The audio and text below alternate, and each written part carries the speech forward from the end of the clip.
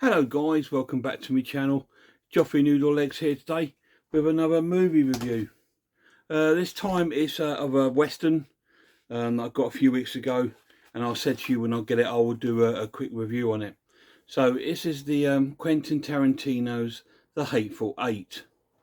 Now I'll give you a little bit on this edition. It's just a normal edition. There's no sort of special edition. It's just a normal Blu-ray edition of the film. So, Hateful Eight. I'll give you a little of what the story's about. Basically, it's about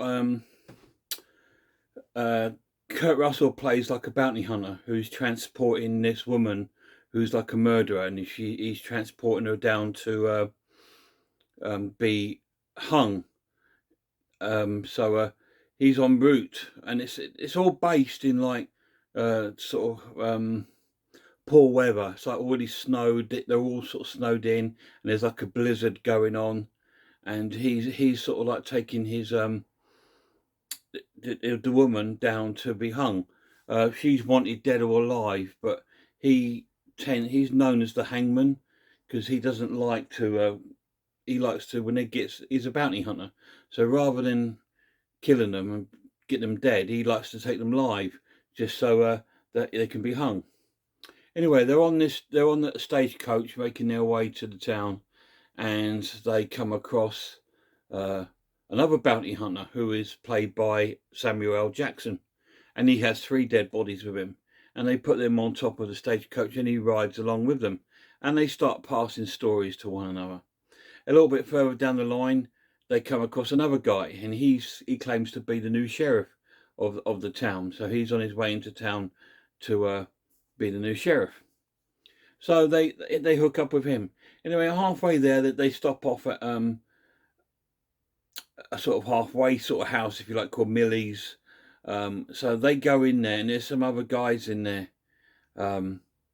And Samuel Jackson sort of sniffs out a sort of plot going on, thinking that someone in amongst the group is a friend of the girl that's being transported to be hung, and he's trying to fathom out who it is, and it goes along that story like that. So there's a group of like about 5 of them in there.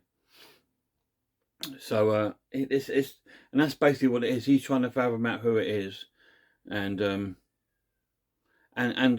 people start getting killed, and that's pretty much what it is. And then obviously it comes to the climatic end when you discover the start of the story.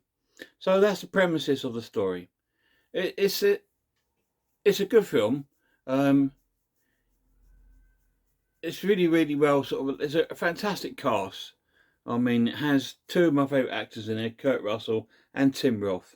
They both star in the film, and it's got quite with Tarantino, he tends to use a lot of the same actors, doesn't he? I mean, like it's half of the cast there from Pulp Fiction and Reservoir Dogs, so it's pretty much the same sort of cast, apart from adding the excellence of Kurt Russell to the frame. So the positives about the film.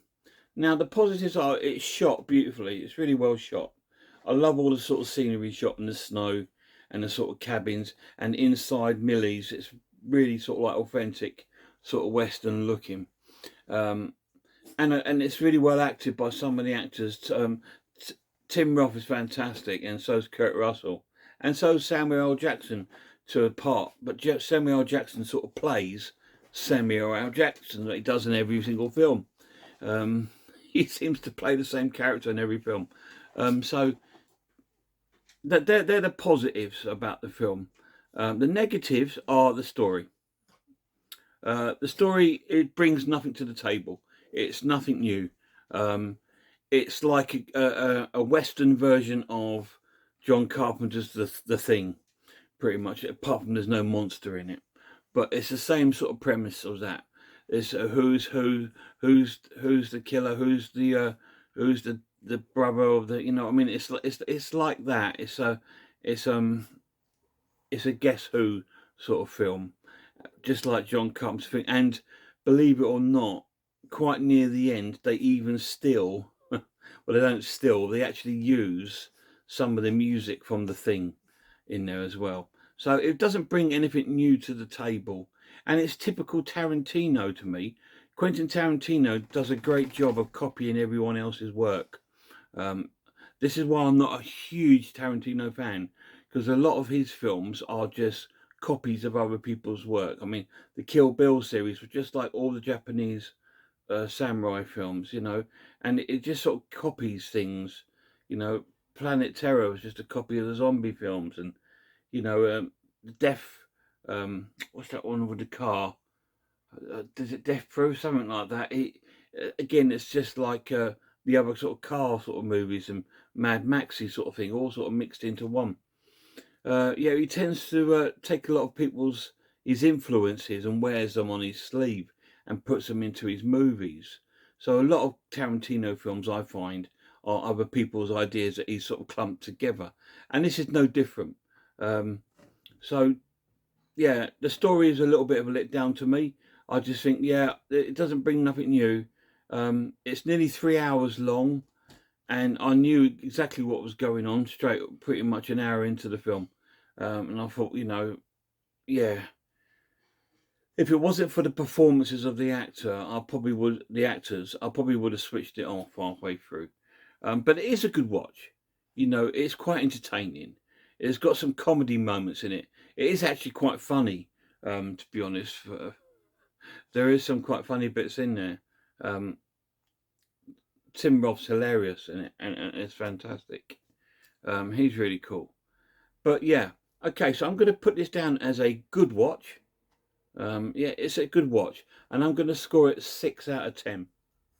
A little disappointed because I was so looking forward to it, and it would have got 7 out of 10, but it lost a point for at the beginning of the film when the titles are going up. It says produced by Harvey Weinstein, and I just thought, oh no, and it is a Weinstein Company film, so that drops a little point just because I know I shouldn't, but it does for what that guy is.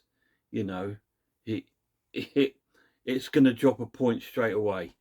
So it's already a point down, but then it's sort of like Tarantino's same thing. When he gets a grip of something, it just sort of like, okay, it's just a Quentin Tarantino. Yeah, he's going to do a little bit of gore. He's going to copy other people's films, and that's pretty much what he did with this one. So I was a little disappointed because I thought the premise of the story is fantastic. Really, really good. It's not. It's a very slow burn. There's no sort of like shootouts. Well, there is at the end, but there's no sort of shootouts or cowboy chases or through the town or at the bar or the saloon. There's none of that. Like I said, they go to Millie's house thing, which is like a sort of, it's almost like a halfway house sort of thing, I suppose, because it's a long trip to wherever they're going, and it's all based in there pretty much.